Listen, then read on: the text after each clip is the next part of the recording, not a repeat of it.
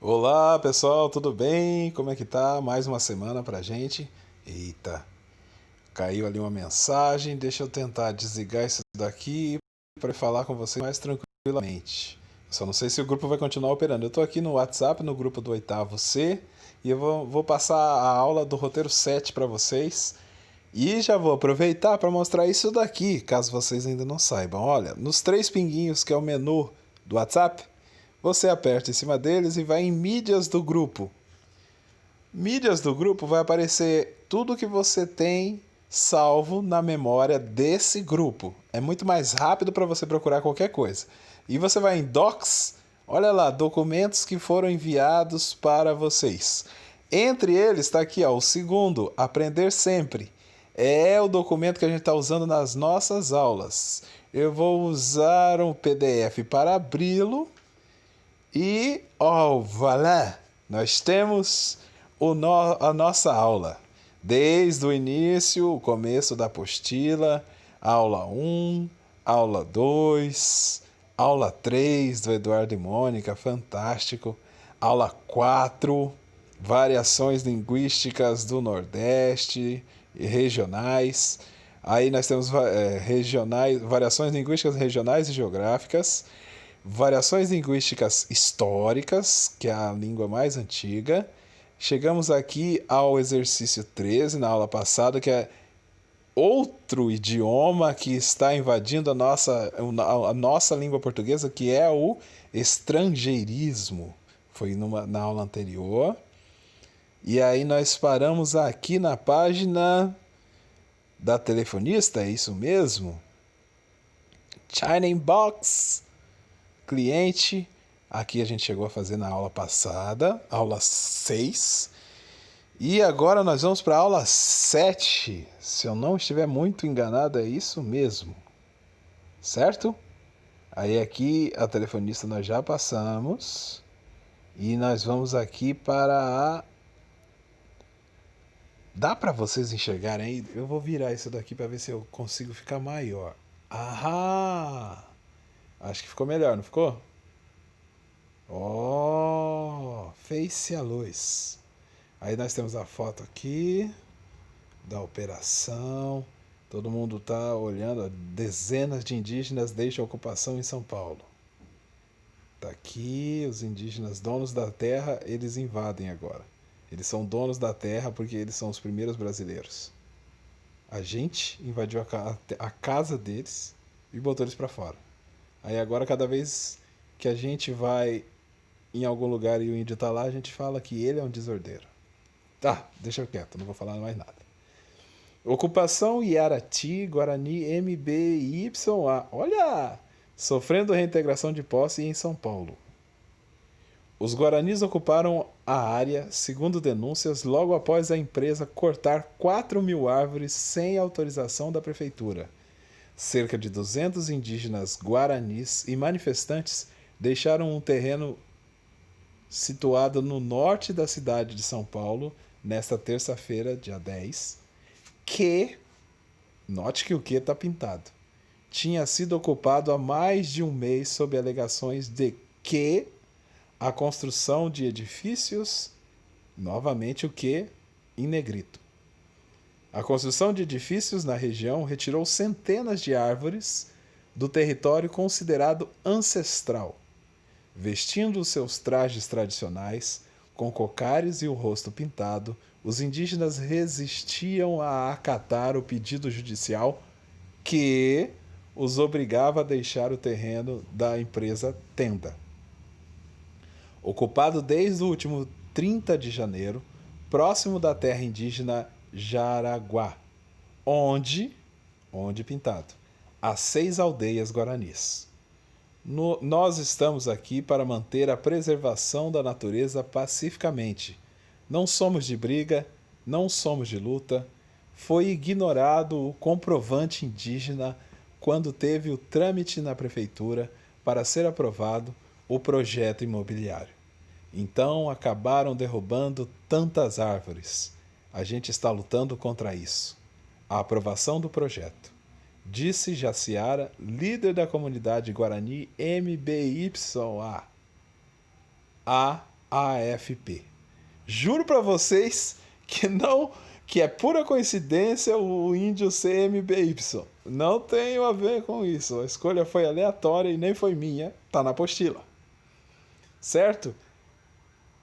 Aí, observe que as palavras destacadas no texto se referem a palavras e termos anteriores.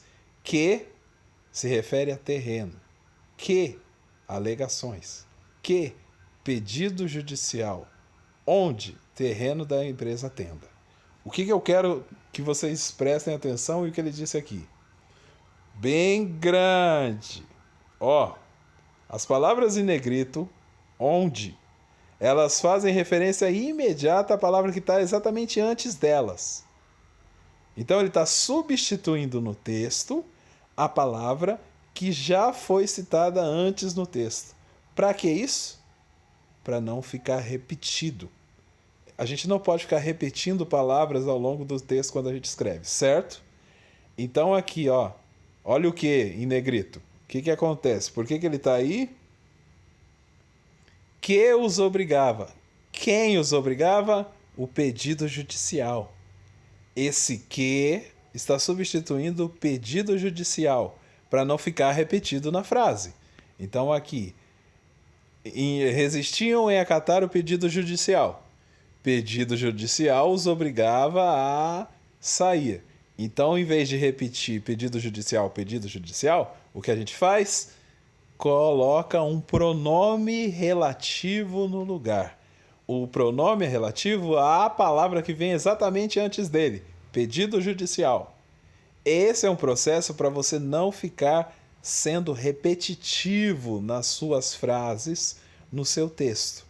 Então a gente usa que, nestes casos, para substituir um termo que já foi citado na frase. Certo? Esse é o objetivo do pronome relativo que. E é isso que ele está pedindo aqui embaixo. Aí, pronomes relativos é o nome. Eu estou diminuindo e aumentando para ver se fica mais visível para todo mundo, tá? Mas na hora que eu vou ler, eu paro. Pronomes relativos. São pronomes relativos aqueles que representam nomes já mencionados anteriormente e com os quais se relacionam. Por exemplo, o racismo é um sistema que afirma a superioridade de um grupo racial sobre outros. O que está destacado aí porque ele substitui sistema. O racismo é um sistema. Sistema afirma, certo? Segundo, pronome relativo que refere-se à palavra sistema e introduz uma oração subordinada. Diz-se que a palavra sistema é antecedente do pronome relativo que. O que é antecedente? O povo deve lembrar de antecedentes criminais. Aquilo que vem antes. A palavra que está aqui, antecedente a ela é sistema. O pronome relativo que é referência ao seu antecedente sistema. É a posição da palavra dentro da frase mesmo, que refere-se a sistema. Então, o pronome relativo refere-se à palavra sistema, que é antecedente, que vem antes, certo? Aí, de novo, os pronomes relativos que e qual podem ser antecedidos pelos pronomes demonstrativos o, a, os, as, quando esses equivalerem a isto, isso, aquele, aquela e aquilo. Por exemplo, não sei o que você está querendo dizer. Não sei o que você está querendo dizer. Às vezes, o antecedente do pronome relativo não vem expresso. Por exemplo, quem casa, quer casa. Observe o quadro abaixo. Aí nós temos aqui os principais pronomes relativos. Principais por quê? São os que a gente mais usa. Quando a gente quer criar uma frase Essa frase vai ficando comprida. Em vez de você repetir palavras, você coloca no lugar os pronomes relativos. Principalmente o qual, o que, qual, quais, cujas, quanto, quanta, onde, quem e que. Note que o pronome que é o relativo de mais largo emprego. O que a gente mais usa é que. Pode ser substituído por o qual, a qual, os quais, as quais, quando o seu antecedente for um substantivo. Por exemplo, a palavra nessa frase aqui é a palavra trabalho. Lembra do antecedente? Vamos ver se dá para fazer de novo a historinha do antecedente. O trabalho que eu fiz refere-se à corrupção. A palavra que antecedida por trabalho. Trabalho é substantivo. Então eu poderia usar, em vez do que, eu poderia usar o qual. O trabalho o qual eu fiz refere-se à corrupção. A cantora que acabou de se apresentar é péssima. Cantora a qual acabou de se apresentar é péssima. Os trabalhos, as cantoras. As mesmas frases no plural. Para que serve isso mesmo? Para eu não ficar repetindo palavras. Igual o professor faz na aula dele, repetindo toda hora essa daqui. Não fique repetitivo, como o professor está sendo. B. O qual, os quais, a qual, as quais. São exclusivamente pronomes relativos. Por isso são utilizados didaticamente para verificar se as palavras como, que, quem, onde, que podem ter várias classificações. Eu posso usar onde com outra função na frase, mas o qual, a qual, as quais sempre tem a função de pronome relativo. Sempre estão no lugar de alguém ou de alguma coisa, certo? Agora, que, onde podem ser usados de outra maneira nas frases. Ele não precisa ser só pronome relativo. Ele pode ser interrogativo. Se eu quiser saber onde você foi ontem, que são exemplos de interrogação. E aí ele está perguntando. Então a função dele na frase é pronome interrogativo. Quando que ele é relativo mesmo? Quando eu uso para substituir o termo que vem antes na frase. Certo? Regressando de São Paulo, visitei o sítio de minha tia, o qual me deixou encantado. O uso de que, neste caso, geraria ambiguidade. Ambiguidade, o que seria isso? Ambiguidade é quando você coloca em uma frase uma construção que dá dois entendimentos diferentes. Ambíguo, duas conotações. A pessoa pode entender uma coisa ou pode entender outra. Para evitar esse tipo de construção, que dificulta as pessoas entenderem o que você quis dizer, a gente não faz construções ambíguas nas nossas redações, nas nossas frases, certo? E aí a gente lê a frase que fez e vê como ela soa. Se soar enganado, se soar estranho, reconstrua a frase.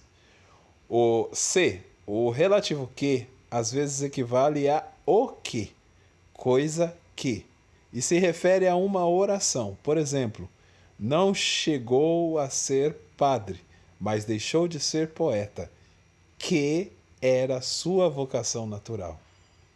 O que era sua vocação natural? Ser poeta. Mas eu não escrevi isso na frase. Por quê? Porque eu coloquei o pronome que no lugar de ser poeta.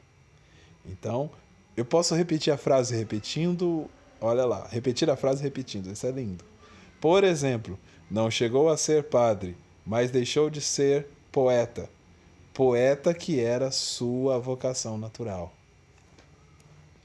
22. Leia a resenha abaixo e recomenda as questões. Para não ficar muito grande, a gente vai parando por aqui.